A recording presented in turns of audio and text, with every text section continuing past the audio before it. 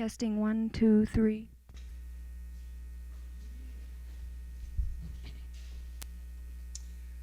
Good afternoon. I have to introduce myself since I'm the sole occupant up here. My name is Stanley Yates. I'm the head of the Department of Special Collections. It's a relatively new department formed in September of 1969, but before it there was a fair amount of activity on the campus designed to further some of the ideas of the department itself. There was a college history committee formed many years ago with Professor L.H. Pamela as a chairman. And he had a strong interest in the history of the university itself. In 1953, there was some money allotted for a project to organize and preserve materials that were collected by this committee. And Mrs. Dorothy Kahlenbeck was appointed late in 1953 to organize, repair, and mount photographs and other materials of this collection.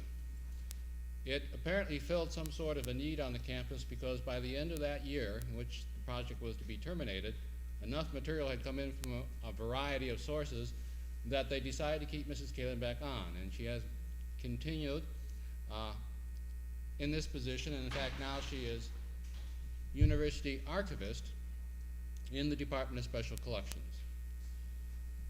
The department itself is in 3 units, you might say: rare books, university archives, and for want of a better term, manuscripts.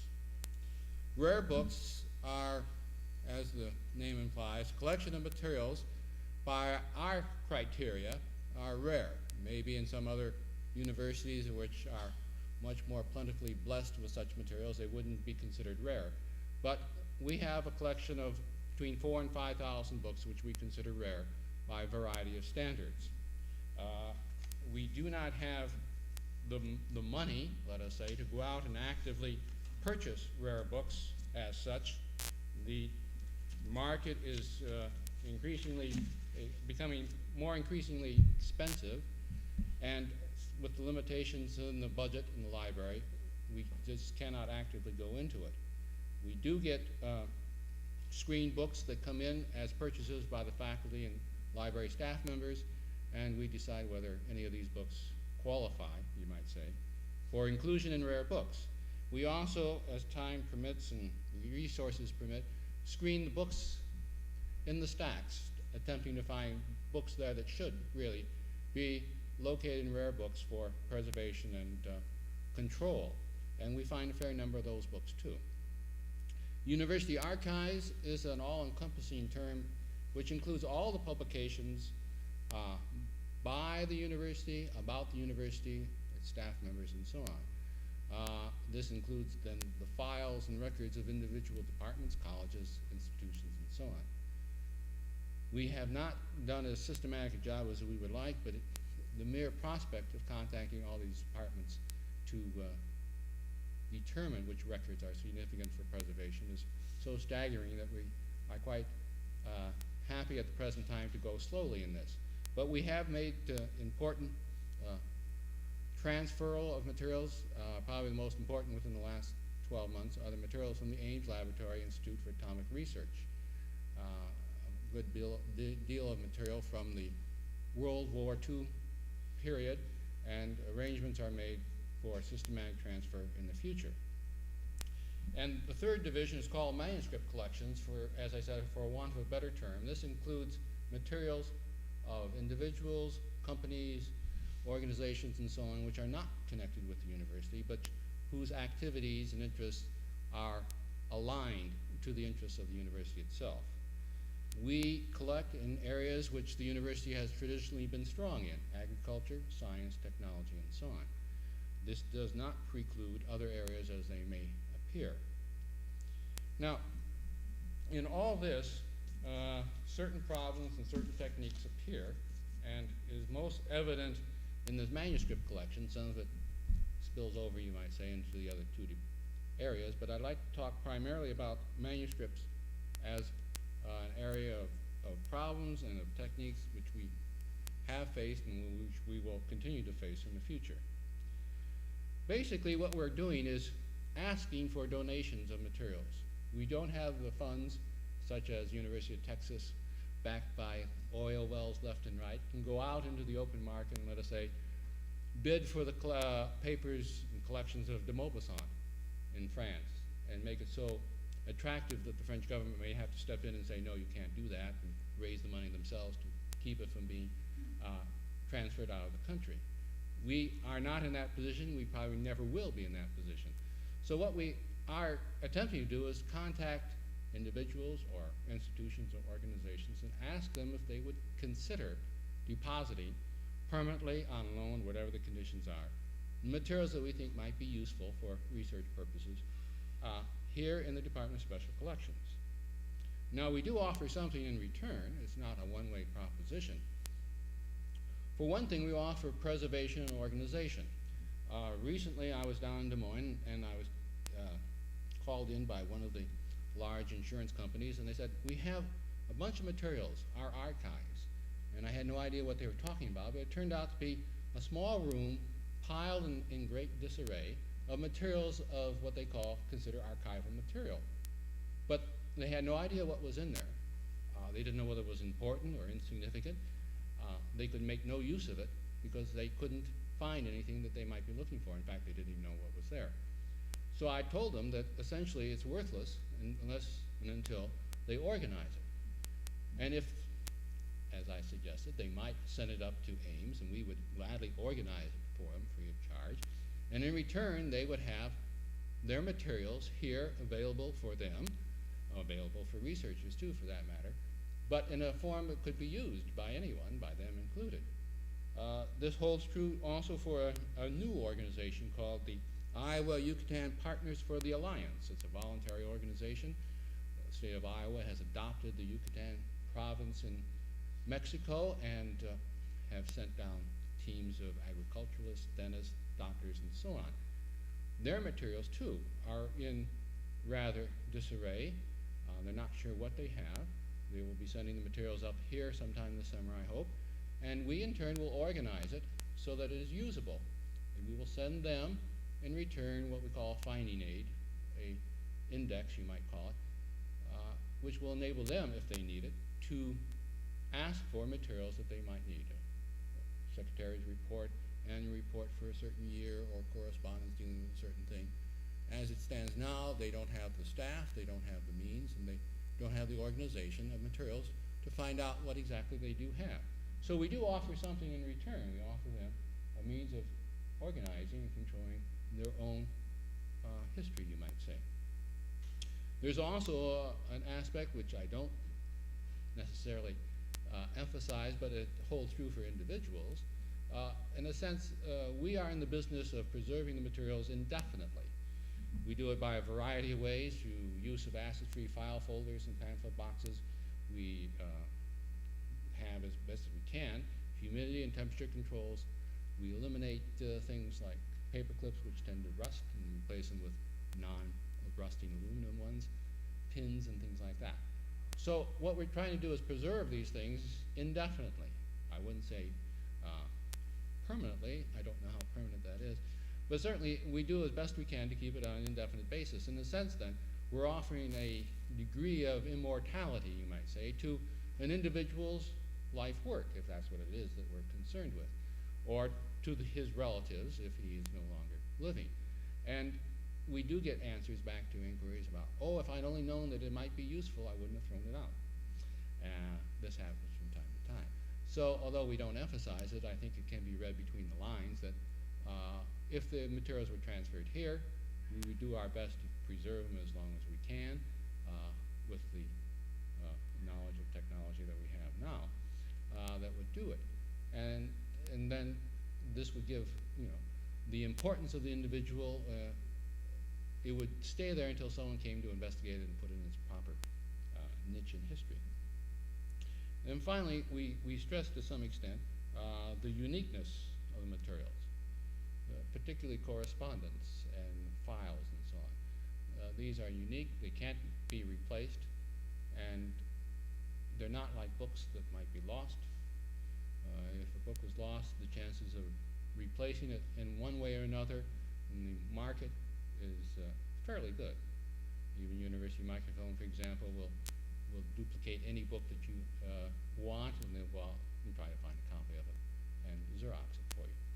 So, but that doesn't hold true for things that are files of organizations or letters of individuals. Now, we do have limitations, like all organizations, in time and money and people, and so we tend to concentrate on those areas which the university, as I said before, traditionally has been active or important or is gained national importance. Agriculture, conservation, transportation, engineering, science, technology, and so on. We do this in part because we have on hand certain papers of faculty members whose collections offer a firm basis for continued work in a particular area. For example, in conservation, we have the papers of Professor Pamela of the Botany Department, who for many years was active in establishing a state park system and was active in conservation and was the first chairman of the State Conservation Commission when it was reorganized. We also have the papers of Paul Arrington, who made a national name for himself in wildlife dynamics, ecology, and so on. So when we get materials like this, then we feel that it's worth going further afield into this general area to attract and gain more materials that would buttress what we already have. We wouldn't turn down, of course, materials that might fall outside this immediate concern of ours. The prime example of this has been papers of the Austin Adams family. We are not, our English department, for example, does not offer a PhD, and yet here is a family who entertained Alcott and Emerson on their speaking tours when they came to eastern Iowa in the 19th century, and there are 11 letters from Bronson Alcott to Mary Newberry Adams. The papers themselves, the letters of the entire family, give a rather interesting insight into intellectual and social history in the 19th century. And there is a diary of Mrs. Adams when she went to see Emerson in his home in Concord in 1872, I think it was, and a rather frank account of what she felt about Mrs. Emerson and so on, and letters that she copied of Mrs. Alcott, whose letters were destroyed by her daughter Louisa, in which Mary Newberry Adams copied the letters, and we don't have the originals. And so here is a collection which really falls outside our immediate concern, but because the professor was working on the letters of Alcott and suggested that there was a possibility that we might be able to get these materials, we looked into it, and it was one of the easier ones to collections that we've got, despite the fact that the papers date about 100 years, and the papers themselves were located in New Jersey. But people were very willing and delighted to send them to us, and so we have a collection which is, as I say, essentially outside our main stream of interest. Another problem which was brought up by two articles. One is an article by James Friday, who is a social historian in England, and it appeared in Chemistry in Britain in a recent issue, and entitled Archival Material in University Chemistry Faculties. And he had surveyed the 28 British university departments, and on the basis of their answers, he concluded that, quote, on closer inspection, it became clear that only 6 of the responding departments had archives which could provide answers to the kinds of questions important to social historian. For example, the temperaments and animosities which help to push educational and research policy in one way or another, the political and social makeup of particular faculties, the functioning of successful departments, the reasons for failure of unsuccessful ones. And he goes on and says, the reasons for the poverty of primary material are well known. Drafts of curricular proposals, schedules of research and teaching, programs for allocation of funds, internal memoranda, and rejected applications for posts are commonly accorded only ephemeral value by those generating or processing them. Even continuous administrative records are often thrown out when they are of no further direct use. And he says this is how it all comes out. He gives an example.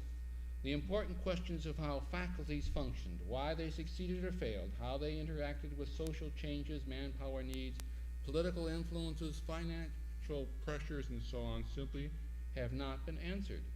Such considerations are often precisely the ones which are intentionally omitted from published accounts. For instance, J.R. Klimo's History of the Durham Chemistry Department skipped over a very intriguing example of political pressure in science with the following paragraph. The Royal Commission of 1862, appointed to consider the finances of the university, advocated the foundation of a school of physical science at Durham. It was opened in 1865, but was not successful. It closed in 1871, and such teaching did not start in earnest in Durham until 1924. The social historian, with a view to avoiding such mistakes in the future, immediately asked the question why. The answer could best be found in archival sources, which were thrown out or not preserved. And he concludes on a rather low note, we can only hope that the present generation of scientists will make an effort to leave enough empirical data about themselves and about the way they work with others to allow for more solidly based generalizations in the future. I made a copy of this article and sent it off to an organization here in Iowa, which was saying that, had written to me and said, we are writing a 50-year history of our organization. We have a massive amount. He didn't spell out what he meant by massive. And when we get through sifting it, we'll be happy to consider you for deposit. And I wrote back and I said, I would like to see it before you sift it, and sent this article along with the business about throwing out memoranda and so on. Now, the other side of the fence, or the other side of the coin, or the other side, just in general, is presented by Lucille Kane, who is the curator of manuscripts at the Minnesota Historical Society. And this appeared in the Iowa Journal of History, which no longer is being published, unfortunately. But it's called A Panel Comment on the Battle of the Bulk. And she is talking about the Battle of the Bulk, which has been launched on 3 fronts: collecting, processing, and staffing. And it's the first 2 that I'm concerned with. And she says it's very fine and dandy that collectors, that is, people such as myself, for example, are so dynamic and going out and collecting everything they can get their hands on. But, he said, more and more as the campaign has progressed, collectors have exerted efforts to be selective. Out of their studies have come several forward steps: a more critical appraisal of materials before they are accepted, reduction of collections accepted to the maximum degree commensurate with the nature of the papers, and a considered sacrifice of minutiae that, as a historian once stated, lead us to desert the highways for the byways and the byways for the blind alleys. Collectors of yesterday furiously accepted records of ongoing business organizations and preserved them down to the last bill of lading. They accepted papers of tiny cultural associations, such as the Thursday Afternoon Musicale. Now they ask searching questions such as, can we afford to be the archive of a particular business? What portion of the collection is essential for preservation? Or, what is lost to scholarship if these records are not kept? And she quotes with approval another author who says, I'm talking about this woman, her conclusions most of us would endorse. Quote, the whole point of it is, she wrote, that I think we are inclined to make a fetish of the handwritten word and the official document, that we read into manuscripts because they are manuscripts importance that is not inevitably there, and that the exercise of a little judgment, a respect for space, and a sympathy with the user who already complains that more than half his time is wasted will reduce our collections to a leaner and healthier state. So here are 2 respected, I assume respected, commentators on the scene saying, on one hand, too much has been thrown out already to make useful judgments about the, let us say, the program in a particular chemistry department, or by extension any department. On the other hand, someone's saying we are already accepting too much, and it's time to start weeding before the poor researcher gets overwhelmed and complains and says he can't find what he's looking for. And so I'm not sure where it leaves us. We're sort of caught in the middle. There are some considerations, though, that have to be looked at.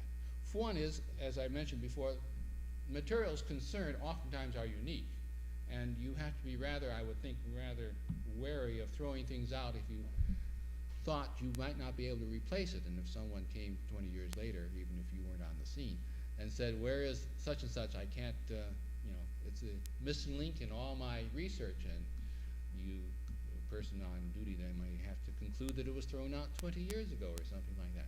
It's unique, and it's very hard to replace it, if not impossible. Secondly, there are changing perspectives in all this. When administrators decide that a memorandum has no use, maybe from their point of view, they're absolutely right, and there's no reason for keeping it. But a social historian or whoever else investigating may come to the whole thing with a different point of view and say, it may not have been important to him because he may have had a special interest to protect, or no interest at all for that matter. But to determine certain actions that have been taken, we need to know what was going on at such and such a level. All that material is gone, and so all they can do is make an educated guess. So we have to consider also the different points of view that may appear. And we're no prophets. We don't know what interests may arise. The idea of conservation has been on the scene for over 50 years, but certainly it hasn't made as big a splash as recently. And it would be very easy for someone 20 years ago to say, oh, the L.H. Pamela stuff has no value, because who's interested in conservation or state parks or whatever the case may be?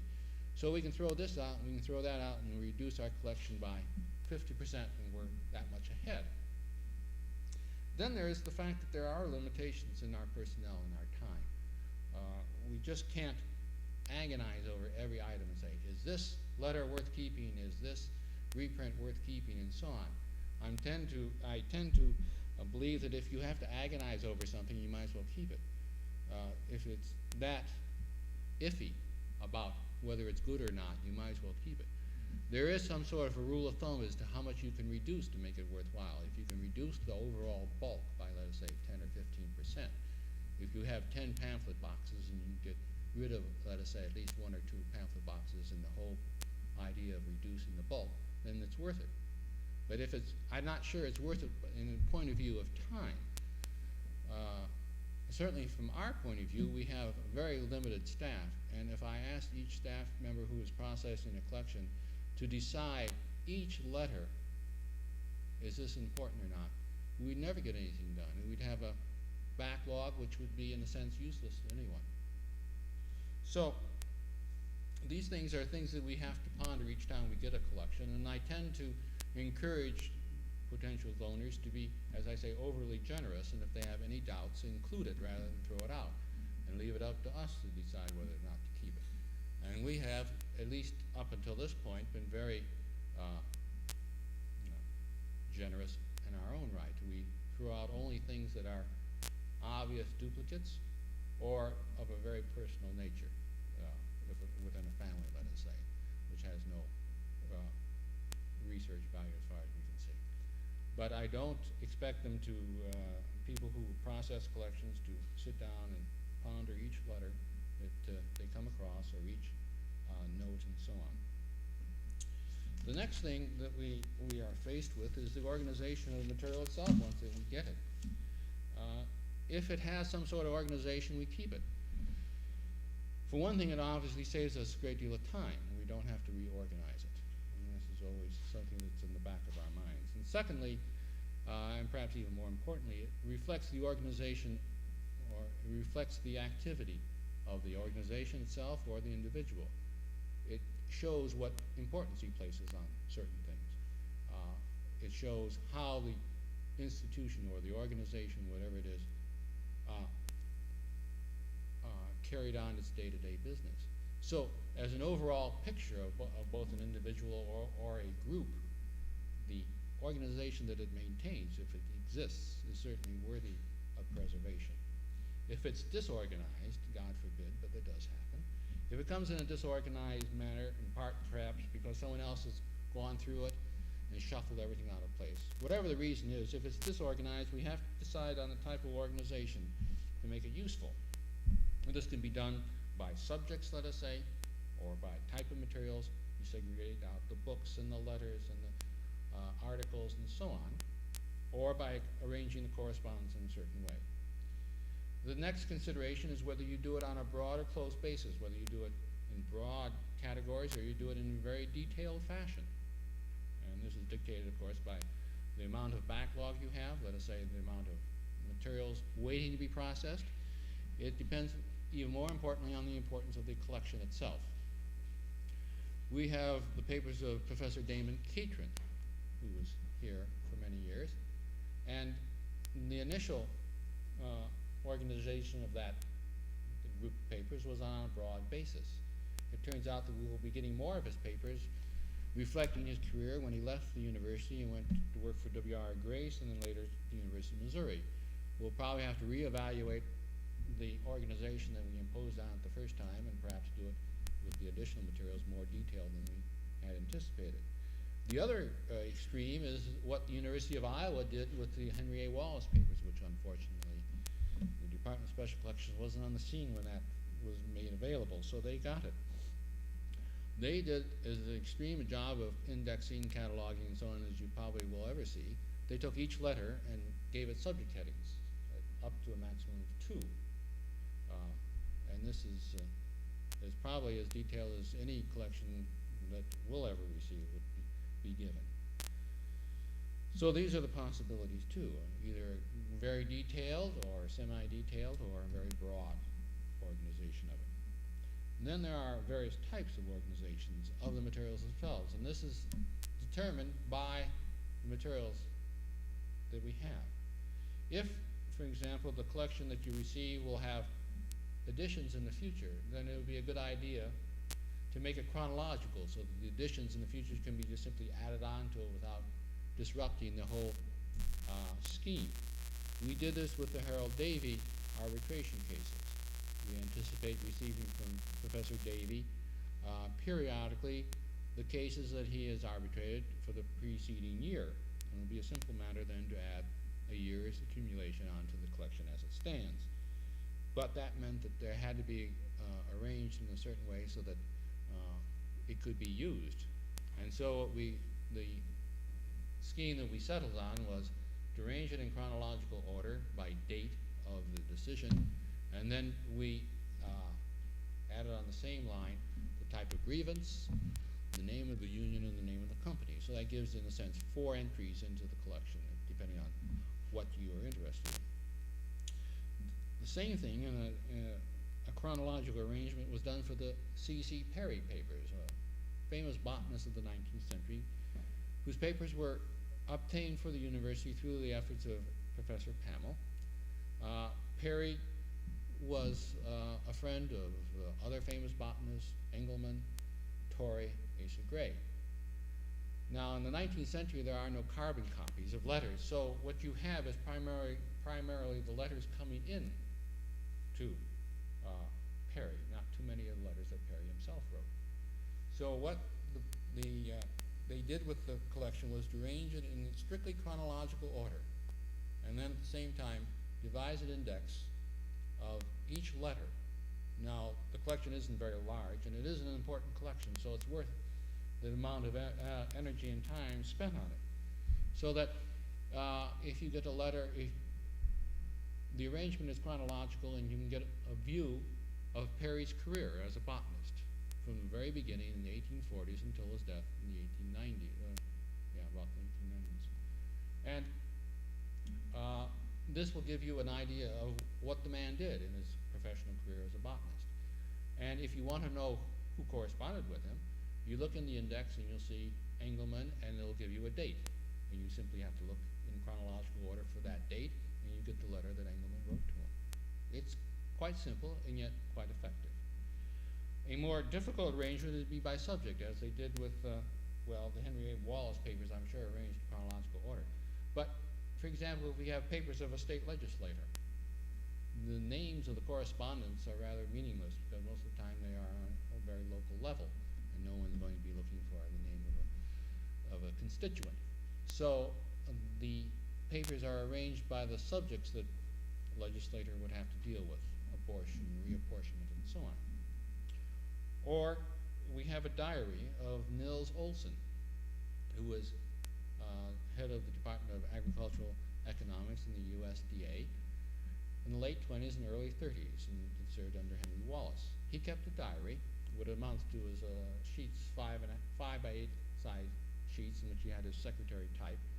And it's a very gossipy notebook. I don't know, or diary, I don't know how historically correct it is, but it certainly is very interesting to read. And to make it at all useful, you had to give some sort of subject headings to it. You just simply could not use it in chronological order. It would be almost impossible to get information that way unless you wanted to read the whole diary, which is a possibility. But we do have it arranged by subjects. And again, this is a very, very difficult thing to do, and you have to be consistent and you have to be knowledgeable. And it's not always easy to be both. And then oftentimes, we simply arrange the materials, the correspondence, in a basic way. The outgoing correspondence, the correspondence written by the individual whose papers we have, are arranged in chronological order, and the incoming correspondence are arranged alphabetically by the name of the correspondent, so that you have two approaches. If you want to know who wrote to an individual, you simply look in the list in alphabetical order and you see the names. If you want to know what he wrote in response, if you have the date of the letter coming in, it's relatively easy to find the date of the letter going out and answer to it if we do have it. It should be in the same general period. Now we do have certain controls over something like this. We create what we call a finding aid. We can call it an index or an inventory, whatever the case may be. The detailed, how detailed it is depends, of course, on the various factors that I explained earlier. These are arranged so that the box and file folder number are listed, which makes it relatively easy for someone to find a particular item that he's looking for. There is one thing that we have to be aware of and on the guard against, you might say, and that is the case in which A writes to B about C. And unless you note that what the C is, it will be buried and lost, because you won't know that A was talking about C. Here's a case in point. In the Don Berry papers, Don Berry was, although he's still alive, he's retired, was the editor of several Indianola newspapers, and he was very active in Republican Party politics in the late 30s and early 40s, and a good friend of Clifford Hope, the most important Republican representative in agriculture in this period. And there's